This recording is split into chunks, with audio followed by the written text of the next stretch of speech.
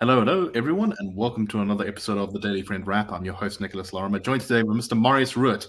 So let's get into the first story of today, and that is something that's been going on for, I think, the last week at least, or a little bit longer, and that is the outbreak of bird flu that is ravaging Mpumalanga and particularly Gauteng. South Africa has culled about 7.5 million chickens in an attempt to contain the outbreak of two separate strains of bird flu, which are already causing a shortage of eggs and also possibly soon chicken meat as well. At least 205,000 chickens have died from the flu itself, and there have been 60 separate outbreaks across the country, most of those in Gauteng. There's already some rationing of eggs outside certain grocery stores. Places like, I don't know, in Johannesburg have begun actually controlling how many eggs each customer is allowed to buy. And it looks like about 20 to 30% of South Africa's total chicken stock has already been culled. Namibia has banned imports of chicken products from South Africa into the country. And it seems like it's developing into a major crisis for the industry, which has already been suffering a lot from load shedding, which has caused significant disruptions to our poultry industry. And Marius, my thoughts on this are, I think if we, as details emerge of this, is probably going to be an aspect where the state could have handled the crisis better. I think that it's not entirely clear yet as to what needed to be done or what was wrong. But the underlying problem here for me is that when you have an industry that's already been weakened by something that is controllable, like load shedding, like a problem that could have been avoided, that you get really vulnerable to these kind of outside unexpected shocks. And while maybe the industry can handle load shedding and maybe the industry can handle bird flu, it's a lot dicier to expect it to handle both at the same time. What do you make of this? Yeah, I think that's spot on. I think it's, the metaphor of a straw breaking a camel's back. And, camel can carry a lot of things, but you just put that last straw on, and that's just too much for the camel. But I think this is a pretty serious thing. For most South Africans, chicken meat is the protein that they can most easily afford. It's the cheapest meat for most people. We know that things like beef and stuff is pretty expensive, and lamb and all that kind of thing. So, for most people, they get most of their protein from eggs or from chickens. And obviously, this is going to result in chicken and egg prices going up, which is going to have all kinds of other knock-on effects. And as you say, who knows how serious these various blows to the industry will hamper the industry overall. And as you say, we don't know how this bird flu outbreak happened, but it would be very surprising to me if it wasn't because somewhere the government didn't do what it was supposed to do and didn't, produce enough vaccines for whatever, or quarantine birds from abroad, or whatever the case is.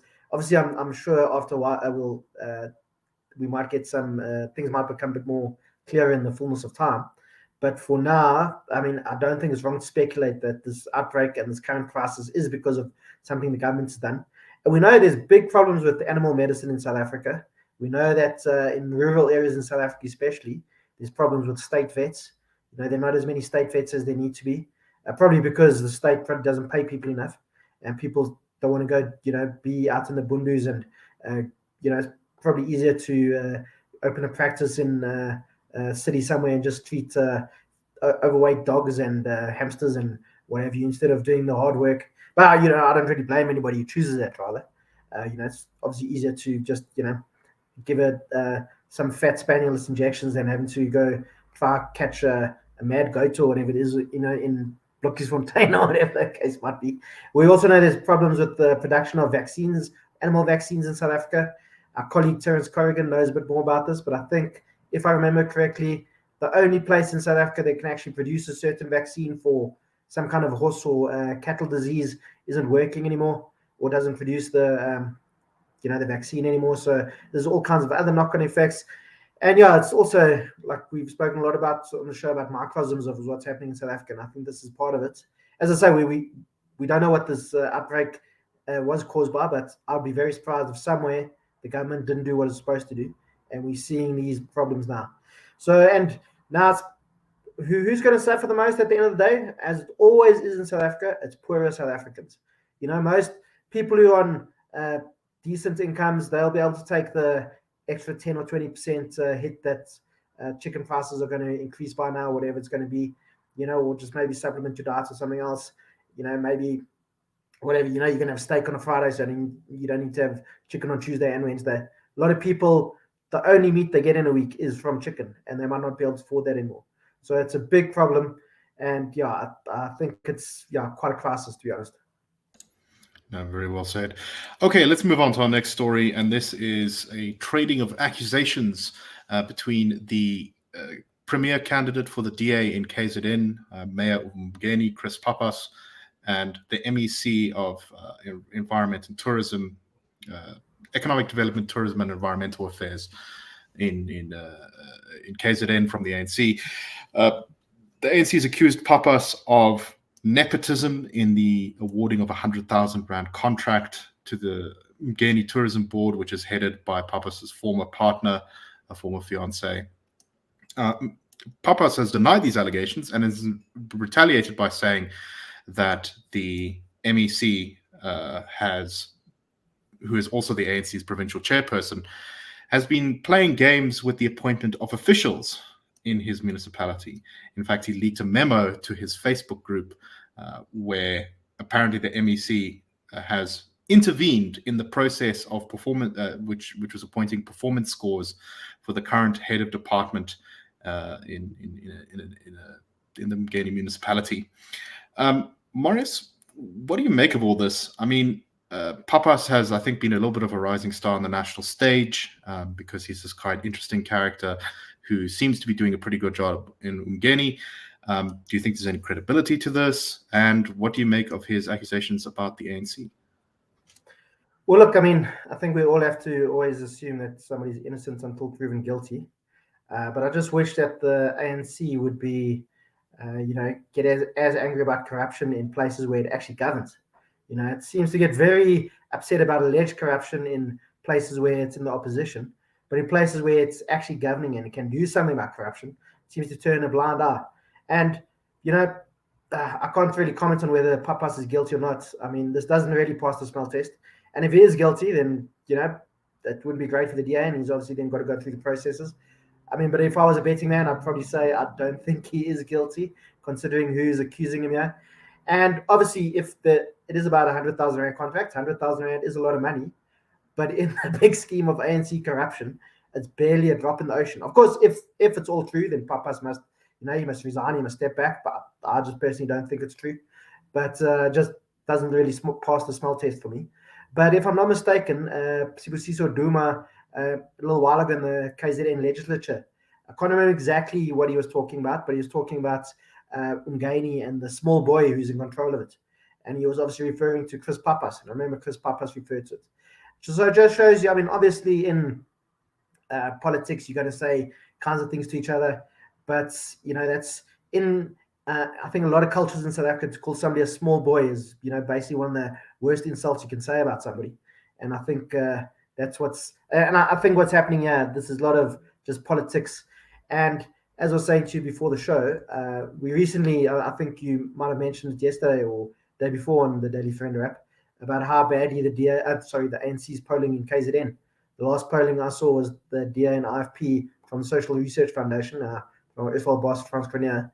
The IFP and the DA were polling at, depending on the expected turnout, between 42, 44, and 48% in KwaZulu-Natal, more than the ANC. So I think the ANC is really running scared in KwaZulu-Natal.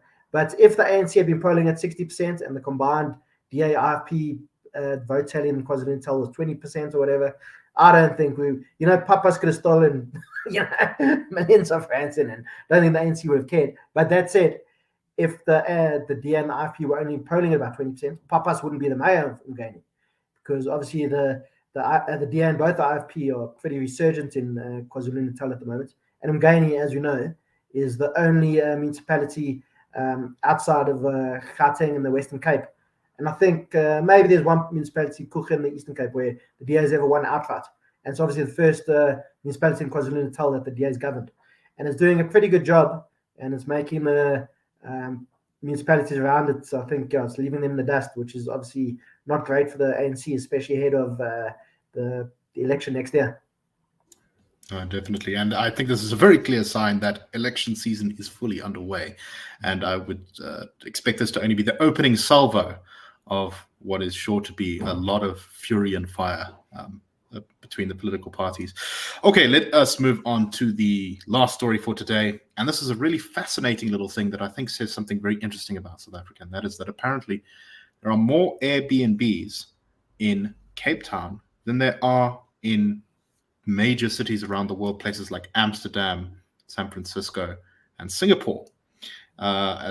Not just those cities, but even tourism hotspots, places like Bangkok or Barcelona. Cape Town has approximately 21,000 Airbnbs. Bangkok is on about 20,800, Barcelona 18,000. The world leader seems to be London with about 87,000 Airbnbs, and Paris following that with 67,000. So this is very interesting because Airbnbs are often like a very small scale tourism enterprise, right? It's someone who has a second house or has a cottage, or sometimes they even rent out their own house on Airbnb. It's an affordable way for tourists to come and stay. It gives you a lot of flexibility. You have a very personal relationship. It's much less sort of mechanical than like a big hotel chain or something like that. And I think it's fascinating that South Africa seems to be a bit of a world leader in what is a more sort of technologically sophisticated form of tourism. And I think that says quite a lot of interesting things about the potential for South Africa and its tourism industry to really shine on the global stage more than they already do. What do you make of this, Marius? Yeah, I think that's quite a good point. It's also the kind of way the world economy is going. The biggest taxi company in the world is Uber, and they don't own a single vehicle, as far as I know. And the biggest short stay accommodation company in the world is Airbnb, and they don't own a single property around the world. You know what they do? It's a minuscule amount. So I think that's all part of how the world's changing quite a lot of technological advances, and so that kind of thing, as you say. But it's also, I know a lot of cities around the world have started regulating Airbnb. You can't just turn your property into Airbnb without the government's permission. And obviously, Karen?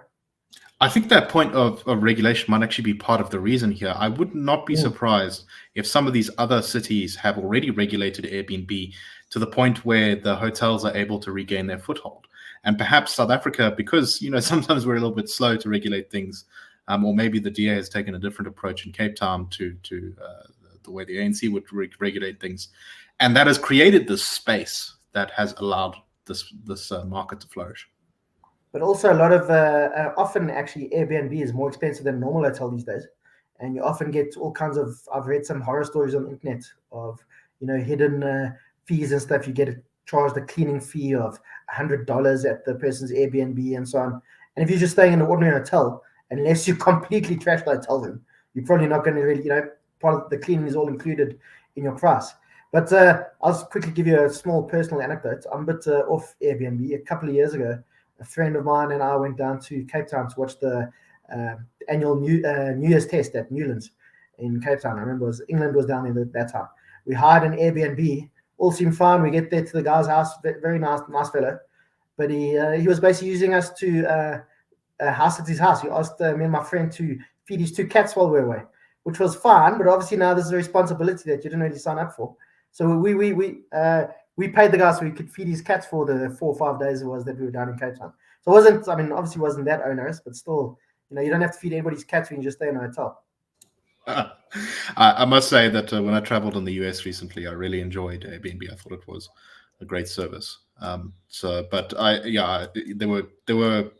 quality varied wildly though between the different ones I stayed in. Some were immaculate and amazing, and others were a little bit more awkward, like you say. But anyway, thank you very much, everyone, for listening. We hope that you found the show interesting.